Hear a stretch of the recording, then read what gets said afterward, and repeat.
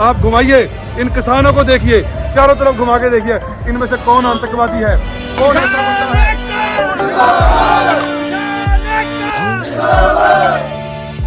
अपने बच्चे पालने के लिए खेती करते हैं, इन्हें आजाद छोड़ दीजिए। अगर इन्हें कुछ देना है तो MSP की गारंटी दीजिए। हम भी मानते हैं कहीं ना कहीं सरकार को इसके ऊपर मुश्किल है, लेकिन इसका हल निकालिए, किसानों को दबाइए मत।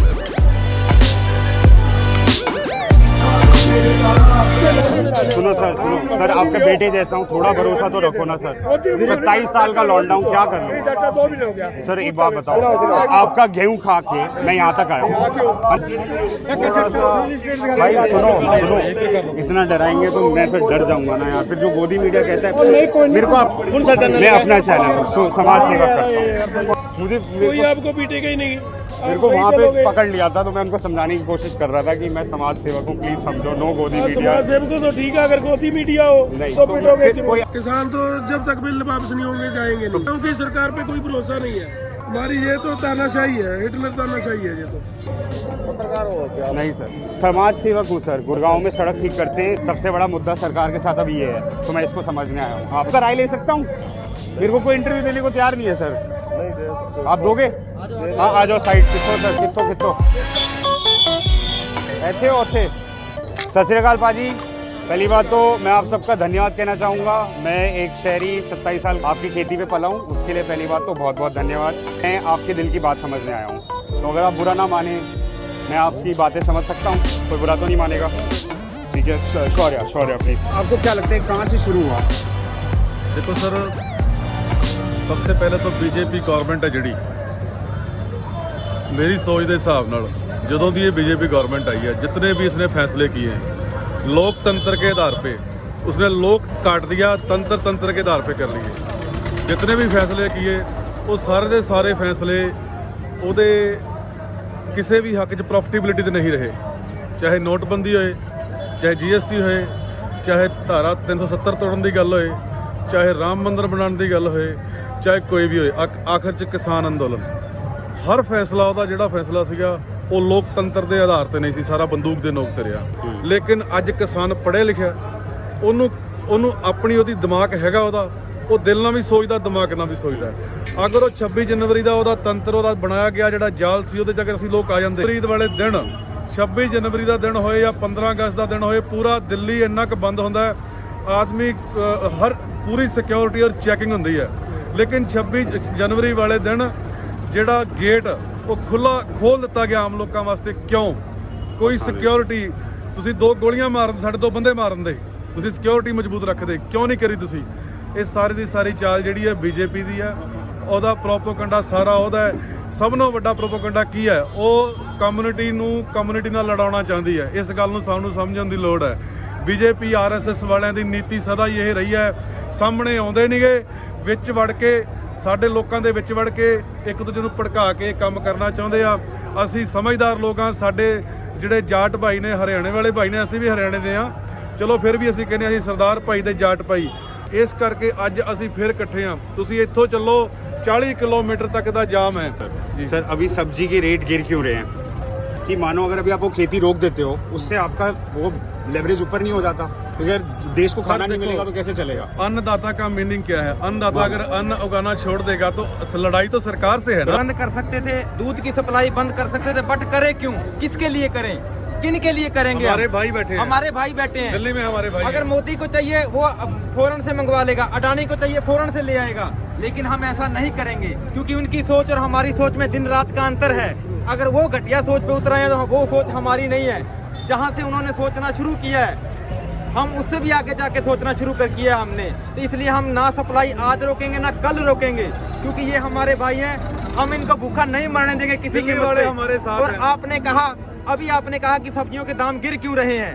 सब्जियों के दाम क्यों नहीं गिरेंगे? जब सारी की सारी आवाम दिल्ली में बैठी है, तो इनकी प्रोडक्शन हम करें, ग्रोइंग हम करें, और उसको यूज कौन कर रहा है? हम भी यूज कर रहे हैं, लेकिन हम सारे के सारे यहाँ पे हैं। तो हम ना तो उनको भूखा मरने देंगे, ना इन वालों को भूखा मरने देंगे। तो इसलिए हम ऐसा कोई कार्य नहीं करेंगे जिससे ये अवाम हमारे खिलाफ जाए। हम अवाम के लिए हैं। किसान अन्नदाता है, अन्नदाता था और अन्नदाता रहेगा। अगर मान लो अग्रेसिव हुए, अगर हम अग्रेसिव हुए आपने परसों वाली घटना देखी होगी, हमने देखा एक सिख भाई को आरएसएस वालों और पुलिस ने इतना पीटा है। कसूर क्या है उसका? अगर मान लो कुछ लोगों ने झंडा फहरा दिया तो आप उन लोगों को पकड़ो, कानूनी कार्रवाई करो, हम भी उनके खिलाफ आवाज उठाएंगे। था कि शांति पूर्वक ढंग से जो रूट हमें दिया गया था उस रूट पे ट्रैक्टरों को चलाया जाए, परेड दिखाया जाए और पूरा वर्ल्ड इसको देखने वाला था। अगर ये परेड सही तरीके से चली जाती तो यूएनओ में ये बात उठती और सीधी बात सरकार में जाती, लेकिन भ्रष्टाचार, लेकिन बीजेपी की वजह से यूएनओ में बात ना जाए, इसीलिए उसने ये जो गेट खोला और बिल्कुल मामूली से बैरिकेड्स लगा दिए। अगर 26 जनवरी को इतना पुलिस प्रशासन कमजोर है तो कब वो मजबूत होगा वो? और आप अच्छी तरह जानते हो छोटे से गांव में भी कितनी बड़ी राजनीति हो जाती है। ये तो बहुत बड़ा तंत्र है, ये तो बहुत बड़ी राजनीति है। ये तो बीजेपी सरकार आज छोटा सा उदाहरण मैं आपको मुझे 1 मिनट बोलने का मौका दीजिए।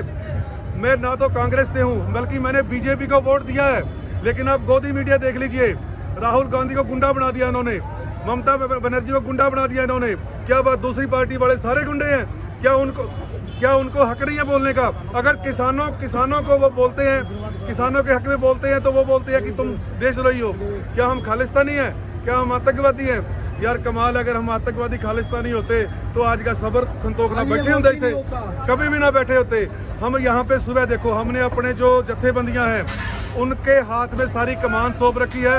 हमारा क्या मकसद रहता है? हमारी ट्रालियां लगी हुई है, इधर घुमाओ एक बार, हमारी ट्राली लगी है तो हम सुबह उठते हैं 4 बजे, यहाँ चाय का लंगर लगता है, चाय के लंगर के बाद हम अपना खाना बनाते हैं, दिन में हम स्टेज सुनते हैं और उसके बाद रात का हम खाना बनाते हैं और फिर हम अपनी ड्यूटी निभाते हैं वॉलंटियर के रूप में और उसके बाद हम सो जाते हैं। इसके सिवाय हम यहाँ कुछ नहीं करते, यहाँ बैठकर अपनी ड्यूटी निभा रहे हैं, अपना रोष प्रकट कर रहे हैं जो हमारा राइट बनता है। और ये संविधान में भी है कि जो राइट टू प्रोटेस्ट का हमारा हक है वो हमारा पूर्ण रूप से हक है। आपने परसों की घटना देखी होगी, आज बीजेपी ने ये सारे के सारे नेट बंद कर दिए।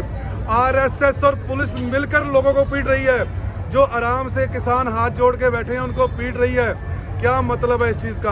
क्या इस चीज़ से आप समझना नहीं चाहते कि अगर हम हाथ खोल देते हैं तो सीधा सीधा अटैक हमारे खालिस्तानी होने पे आ जाएगा, हमारे आतंकवादी होने पे आ जाएगा?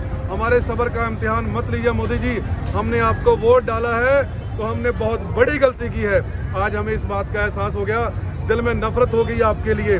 जल्दी मान जाइए वरना हम उठने वाले नहीं हैं, हाथ जोड़ के बैठे रहेंगे आपके सामने। तो ये गोदी मीडिया मत देखो, बिल्कुल मत देखो। अगर वो देख रहे हो तो ये सारे कानून जो किसान बैठे हैं देशद्रोही हैं। जिस दिन आपने गोदी मीडिया देखना बंद कर दिया उसी दिन ये किसान आपके अपने हो जाएंगे। किसानों को भी बदनाम किया जा रहा है क्योंकि वो हाजिरी भरती है बीजेपी की। मैंने भी बीजेपी को वोट दिया था, आंखें खुल चुकी हैं, बंदूक की नोक पे हुआ, नोटबंदी हुई, कोई प्रॉफिटेबिलिटी नहीं हुई, 2 लाख करोड़ एक्स्ट्रा डिपॉजिट हुआ, जो डिपॉजिट डुप्लीकेट नोटों के रूप में था। क्या सरकार ने डिस्क्लोज किया उसको? कभी किया डिस्क्लोज? क्यों करेगी? बताऊं 376 धारा उसने तोड़ी, लेकिन बंदूक की नोक पर तोड़ी, लोकतंत्र के आधार पर नहीं तोड़ी। और लोकतंत्र के आधार पर जब तक इस देश में चीजें नहीं होगी तब तक इस देश के अंदर हम चैन की सांस नहीं ले सकते। लोकतंत्र का मीनिंग क्या है? शाहीन बाग में लोग बैठे, हमारे मुसलमान भाई बैठे, क्या किसी ने उसकी आवाज सुनी? लोकतंत्र में राइट टू प्रोटेस्ट की जो एक लाइन लिखी हुई है, राइट टू प्रोटेस्ट, क्या उसका मायने है कोई? मेरे बच्चे भी रोए, मैं घर में बेड पे बैठा था, 2 बेटियां हैं मेरी, मेरे बच्चे भी रोए, मेरी वाइफ भी रोई। आज वो दिन इस देश में रहने को दिल नहीं करता। लोकतंत्र की बिल्कुल हत्या, इतनी हत्या लोकतंत्र की कि आम बंदे की सुनवाई तक नहीं है वहाँ पे। और जिन मरने को दिल करता है, टकराने को दिल नहीं करता, क्योंकि अगर टकराएंगे तो हमारी बदनामी होगी, हम आतंकवादी कहलाएंगे। मरने को दिल करता है लेकिन हम मरेंगे भी नहीं, हम यहाँ खड़ेंगे, यहाँ हम रोष प्रकट करेंगे। हम यही बात बार बार बोलते हैं, या तो हम मरेंगे या हम जीतेंगे। कहानियां बहुत लंबी चली जाएंगी, कभी पंजाबी कभी हिंदी, लेकिन एक बात मैं बताऊं, दिल से बात कर रहा हूं, 52 साल तक बीजेपी के हेडक्वार्टर पे झंडा नहीं लगा हिंदुस्तान का। तो इस बात को समझिएगा।